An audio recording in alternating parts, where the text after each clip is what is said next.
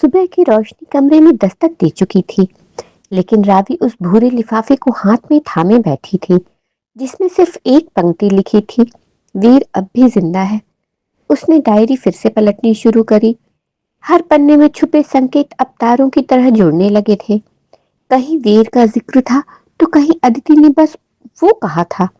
लेकिन अब एक बात साफ थी, वीर आरके की जिंदगी में एक भूला हुआ नाम नहीं, कोई छुपा हुआ तूफान था। रावी जानती थी, जवाब वही मिलेगा जहां अब तक कोई नहीं गया। हवेली की पुरानी लाइब्रेरी। रावी ने फैसला किया कि वो आज दोपहर में ही लाइब्रेरी जाएगी और वो वॉशरूम की तरफ बढ़ गई। थोड़ी ही देर में रावी बाथरूम से बाहर आई। इस वक्त उसने एक वाइट कलर का बाथरोब पहना हुआ था, जो घुटनों से ऊपर तक का था और बाल पानी से गीले थे, जिसमें से पानी टपककर उसके चेहरे पर आ रहा था। वो बाथरूम से निकलकर वार्डरोब की तरफ बढ़ ही रही थी कि उसे महसूस हुआ कि उस पे किसी की नजर है। वो पलटकर देखती है तो वहां आर के बेड में आधा लेटा हुआ उसे एक टक देख रहा था। वो आश्चर्य से बोली, मैंने तो रूम लॉक किया था। आरके के चेहरे पर एक शैतानी मुस्कान दौड़ गई। वो उठकर रावी की तरफ बढ़ता है और पास आकर उसके कान में बोलता है, ये मेरा मेंशन है डियर, और इसके हर लाख को मैं विद इन 10 सेकंड खोल सकता हूँ। रावी अपने कदम पीछे लेते हुए, पर तुम्हें किसी लड़की के रूम में ऐसे नहीं आना चाहिए। आर की तिरछी मुस्कान के साथ, किसी लड़की? तुम मेरी हो जान, सिर्फ मेरी, और तुम्हारी हर चीज मेरी है। और इस वक्त यदि मैं यहाँ ना होता तो मैं कैसे देख पाता इस कयामत को। इस समय तो कोई फरिश्ता भी तुम्हें देख ले तो अपना ईमान खो देगा। फिर मैं तो अदना सा इंसान हूँ। बोलकर वो एक टक रावी को देखने लगा। रावी के चेहरे पर पानी की बूंदें जैसे मोती झर रहे हों। उसके गुलाब की पंखड़ियों के जैसे होंठ, उसका बाथरोब से झांकता हुआ गोरा बदन। आरके उसके और करीब आता है। रावी को आरके की नशीली आंखें बेचैन कर रही थी। वो धीरे धीरे पीछे हो रही थी कि पीछे दीवार से टकरा गई और वहीं थम गई। आरके ने उसके दोनों हाथ दीवार पर लगा दिए। रावी ने बोला, आरके प्लीज, आप ऐसा नहीं कर सकते, आप मुझे छोड़ें। इसके आगे रावी कुछ और बोलती, आरके ने अपने होंठ रावी के होंठ पर रख दिए और दीवानों की तरह उसे किस करने लगा।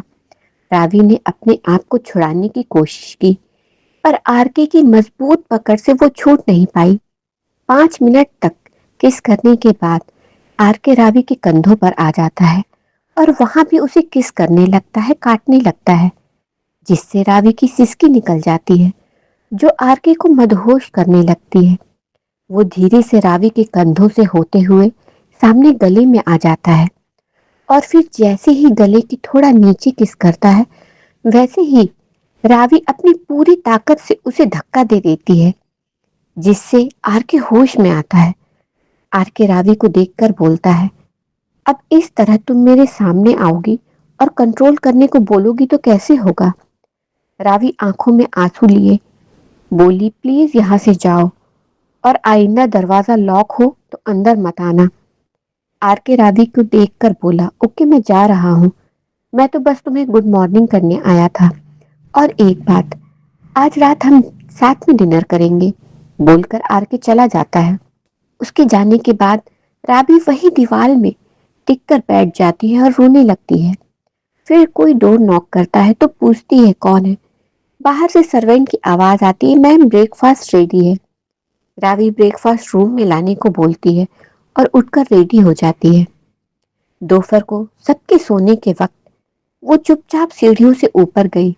लाइब्रेरी में धूल की परतें थीं और दीवारों पर पीली रोशनी झूल रही थी, लेकिन किताबों के पीछे लगे लकड़ी के पैनल में कुछ अलग था।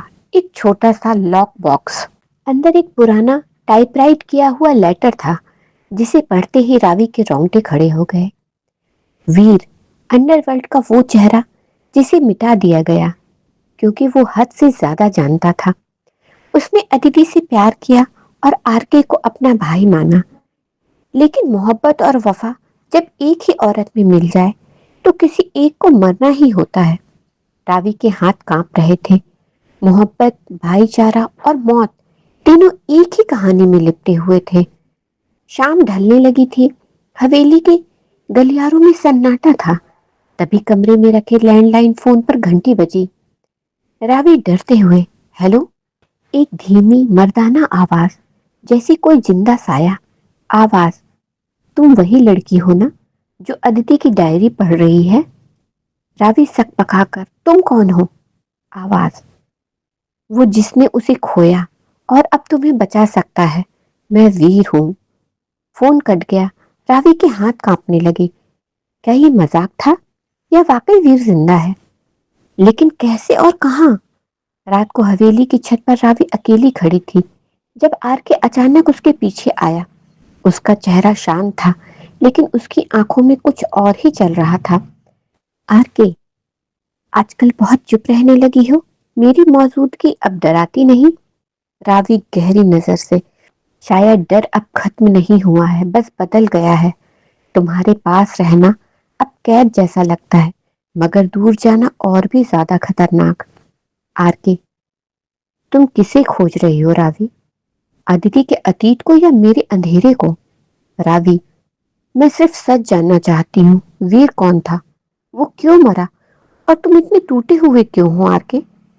आर के सांस छोड़ते हुए, वीर मेरा सब कुछ था, और फिर एक दिन वो मेरी जान लेने आ गया, क्योंकि हम दोनों एक ही औरत से मोहब्बत करने लगे थे।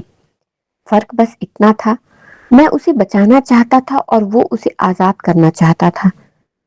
आर के रावी की तरफ देखते हुए, चलो डिनर रेडी है, और उसे गोद में उठाने लगता है।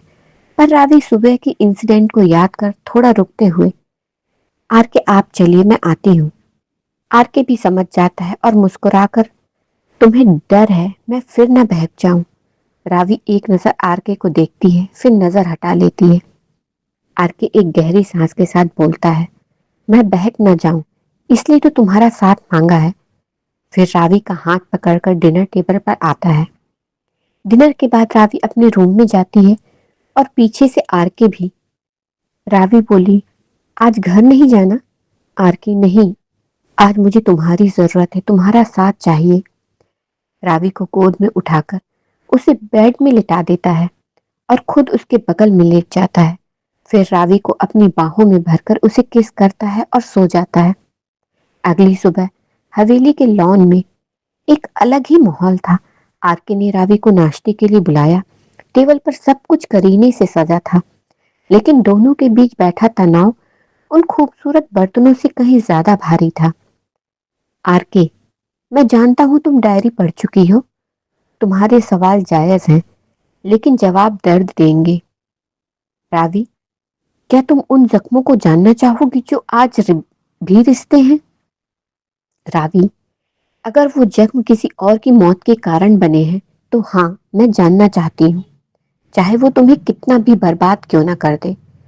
आर के धीमे स्वर में, आज रात हवेली के उस हिस्से में चलोगी जहाँ कोई नहीं जाता।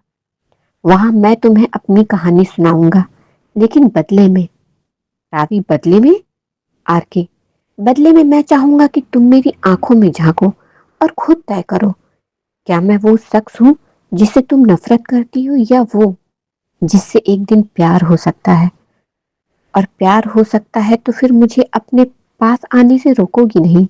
रावी ने आरके की आंखों में देखा और बोली, जिस दिन प्यार होगा मैं खुद तुम्हारे पास आऊंगी। आरके हंसा और बोला, कितनी अजीब बात है ना।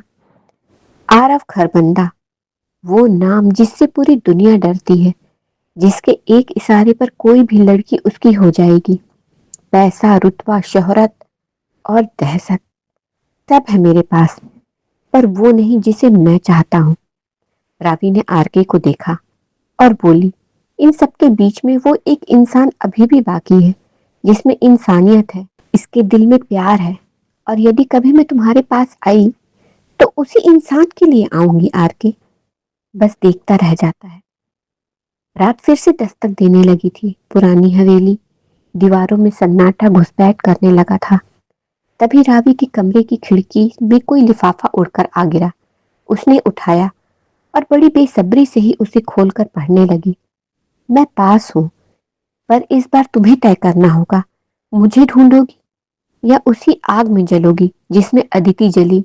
वीर। रावी की सांसें थम गईं। वीर अब उसकी जिंदगी का हिस्सा बन चुका था, एक परछाई की तरह। मगर इस बार वो भागेगी नहीं। वो खुद को शीशे में देखती है और बुदबुदाती है, अब मैं सिर्फ एक कैदी नहीं, मैं खुद एक कहानी हूं जिसे उसका सच जानना ही होगा, चाहे कीमत कुछ भी हो। अगला भाग, रावी बनाम वीर, कश्मकश की शुरुआत।